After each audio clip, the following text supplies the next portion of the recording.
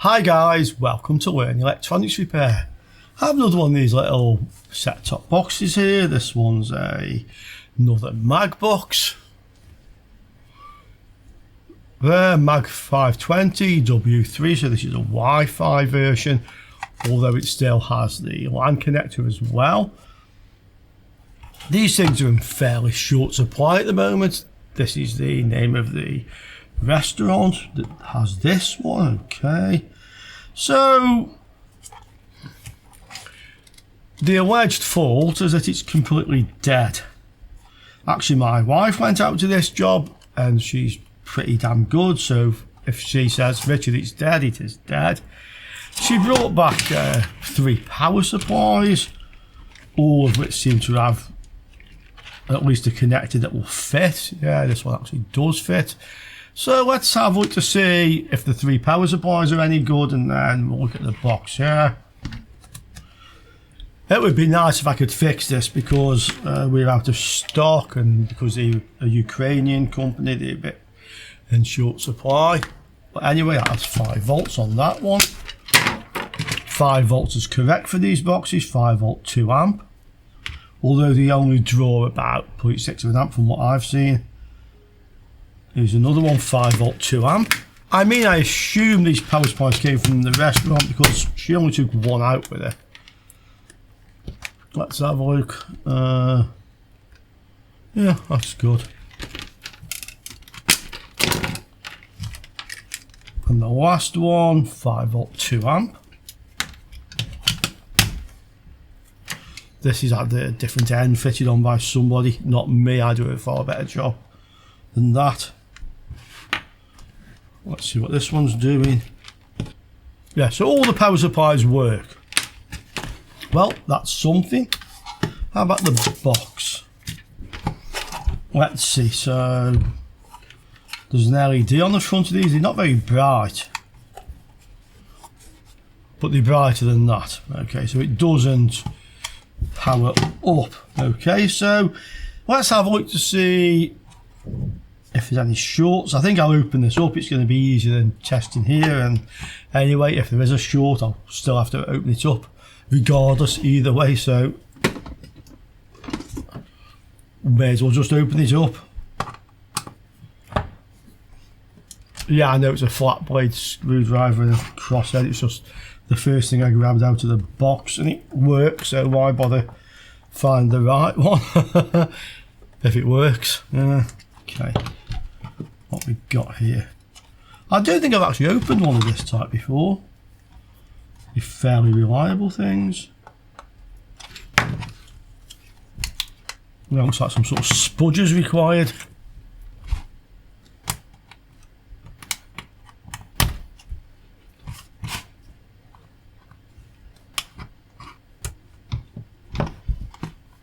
Cobbing.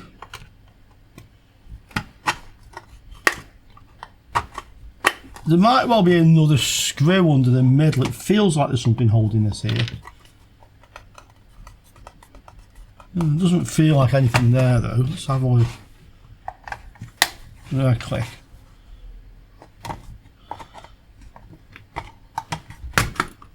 Opened. I've definitely not opened one of these before, otherwise I would have known there wasn't a screw there. Okay, so little board. Power comes in here on this connector, so I'm pretty confident that this will be ground, and that'll be 5 volts. Let's see if we have a short. Okay. Yeah.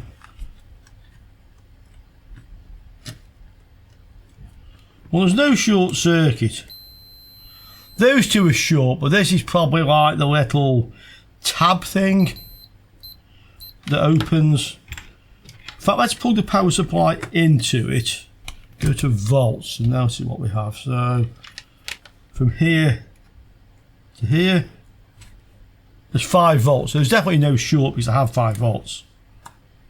Yeah, and that's just 0 volts. So when you push this in, it just opens the switch.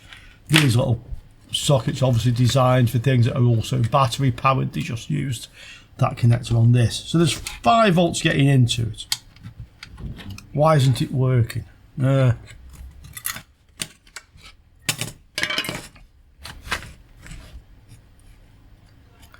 Okay, well, this is the board then, and we can see straight away there's some voltages marked on it.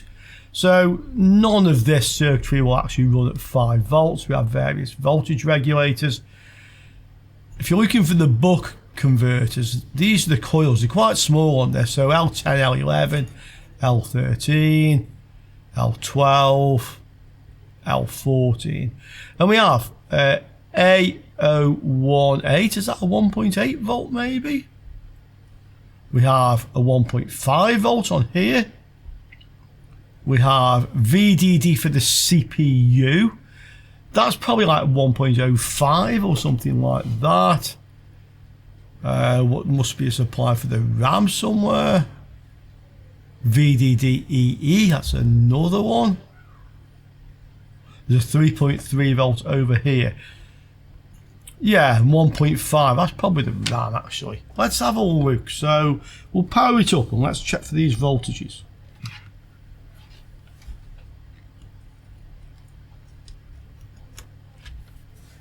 I'll also see if anything's getting hot.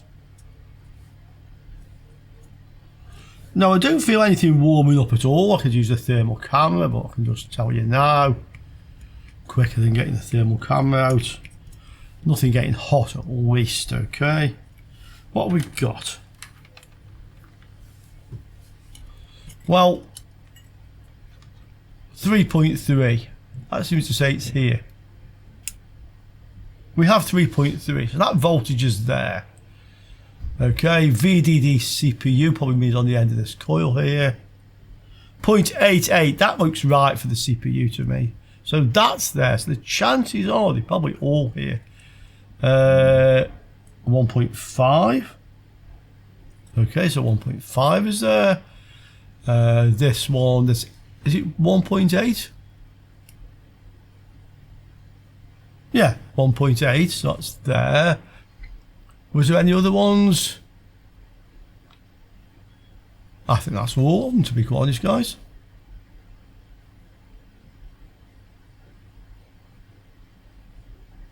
Yeah, and DC in, but obviously we know DC in is there, that's the 5 volt supply. Okay, so all the voltages appear to be present. Nothing getting hot, but it doesn't work, like the LED doesn't come on. Where is the LED on this thing?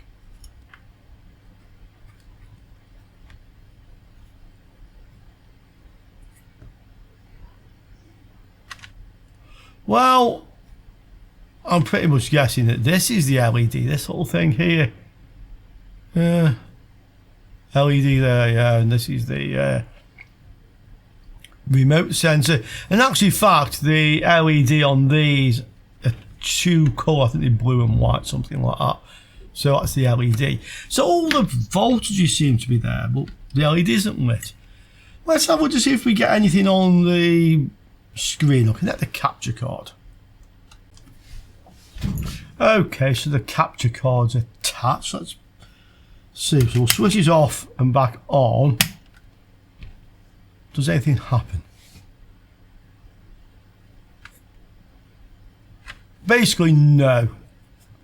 So if the voltages are all present, is this thing just like a firmware problem? If we hold this switch in, so I'll power it off, we hold the button in, we power it on. So on a good one, it should flash, I think, 6 times slowly and then go to rapid flashing. After a few seconds rapid, if you let go of the button, the thing resets itself. So we hold this in.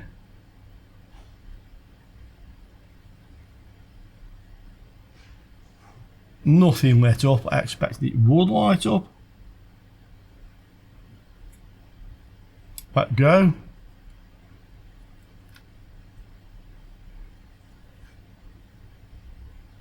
Nothing.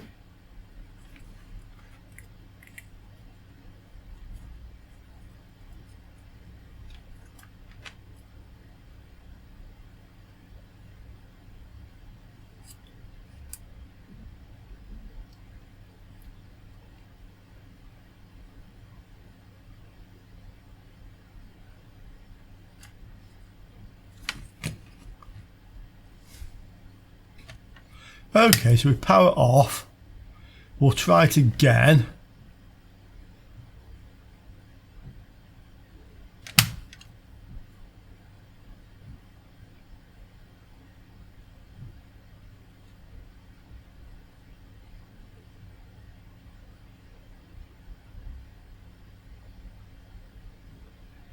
And nothing.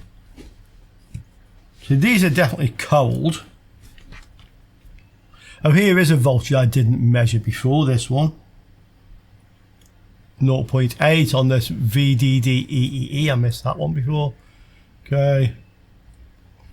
VT2, that looks like it might be some sort of voltage regulator as well. What we've got here? 2.8 on there. Nothing on that one. What's on this one? Nothing. So whatever it is, if it's a MOSFET or a transistor, it's switched off there. Yeah. There's nothing on the base or gate, whichever it is. Assuming it is one or the other of those things. I'm not totally sure it is either. I expect if it was a transistor, it would be marked as Q. No, we have another one there, VT4. So look at this one. So, collector or drain or something. Nothing. 5 volts on that one. 5 volts on that one. And nothing on that one. So that doesn't read like a transistor either, to be quite honest.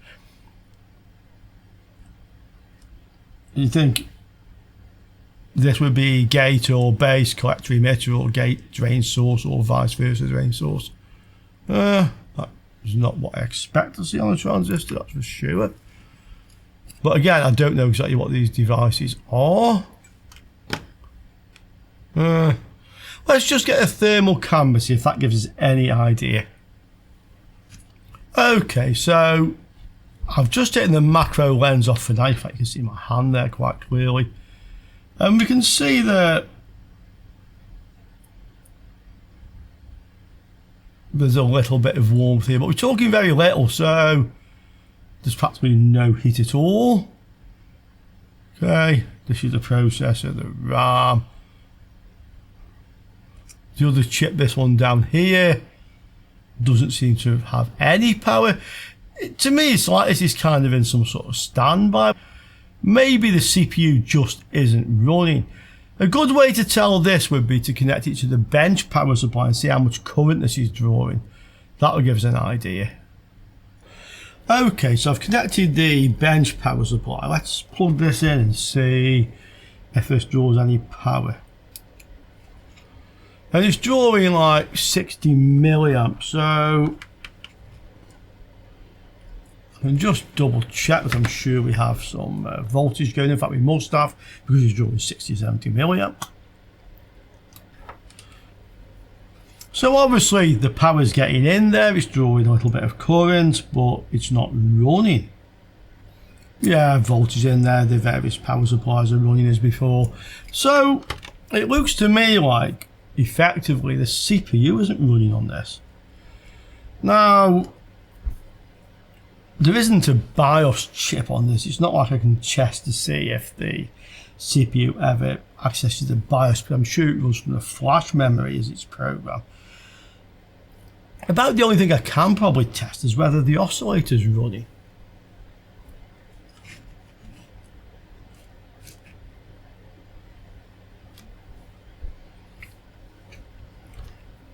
So this looks like a crystal to me. Yeah, 2 capacitors, one either side, that's what you'd expect. A crystal, and that effectively goes directly into this chip. I'm sure it'll just connect directly to it. Now, if this isn't oscillating, it doesn't necessarily mean the crystal is no good. It just means that this isn't working, because effectively the crystal needs to be attached to this to oscillate. But we can have a look to see what's actually happening there. Okay, so I've just attached the scope probe. I've connected the ground. It's just picking a bit of strain noise up. Let's have a look. So Nothing there. Oh, it is oscillating. See the crystal's oscillating. Yeah, so we definitely have the crystal running. So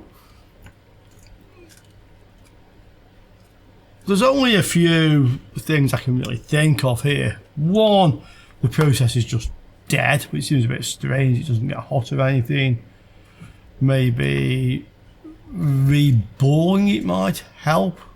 It's a bit of a off chance. I mean, we can try, but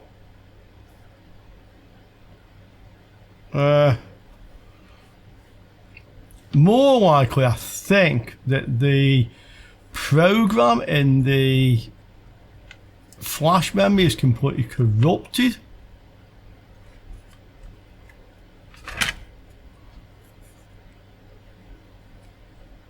Okay, this one looks like the actual RAM. So in that case, I think probably if we knew how to program these things with a JTAG, it might actually come alive.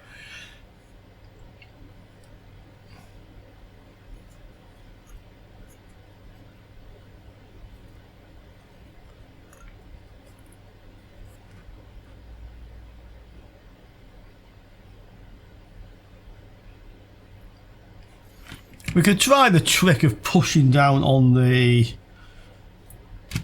processor or the RAM while we power it up. You never know. If this does work, then we'll see the bench power supply effectively going to a higher current. Just try and find a way to do it. Probably just switch it off, press down hard. Yeah, if you notice, it kind of like draws a little bit of power, then goes into this standby. You see, it's sort of like, even without me pressing on it, actually, I can see this. Yeah, like 160 milliamps, then it drops into a standby. But that could just be capacitors charging up, to be honest. Try that one. No effect. This one. No effect.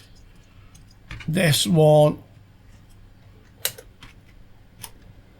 Sorry, that was my other arm in the way. No effect. Okay, let's just flow some flux underneath these. Let's just give it some warm. Hopefully, well, in fact, we'd have to get to the point where we melt the solder. And let's see if that helps, because there's probably nothing much else I can actually do with this, yeah. So let's just give that a go.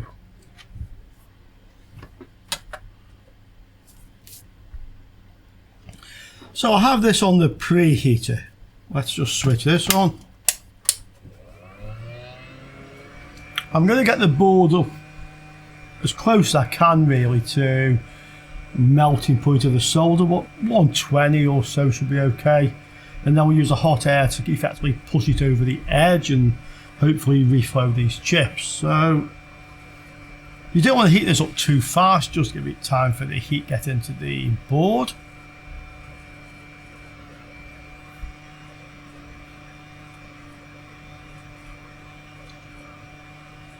And yes, it is a bit noisy, but that's what you get from a hot air preheater, yeah.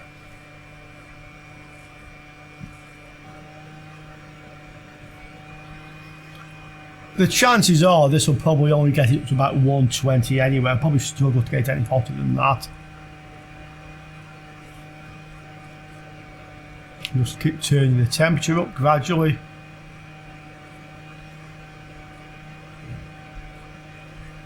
I can see smoke coming from the flux. Yeah.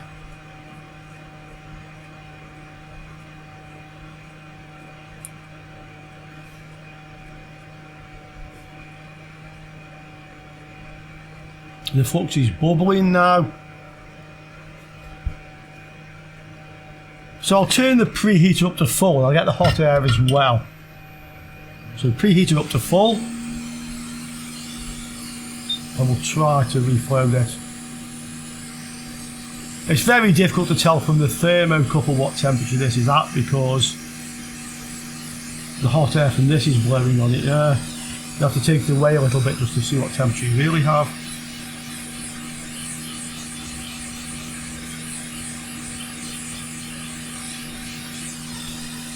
about 180.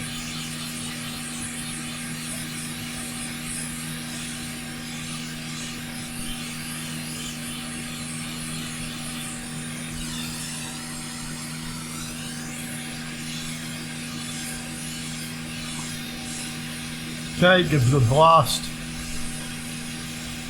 That should have it.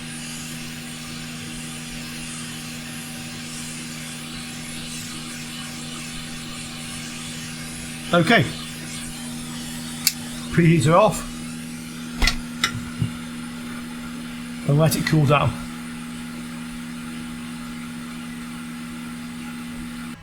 Okay, so that's nice and cool now. What do you think, guys?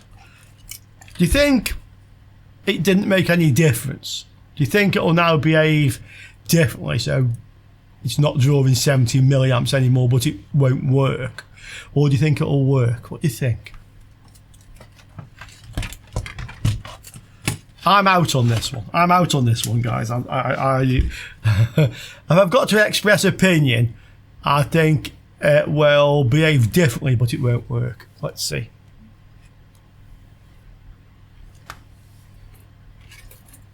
And I have to express an opinion because I asked you guys, yeah. So it would be rude not to. So we'll connect it to the bench power supply.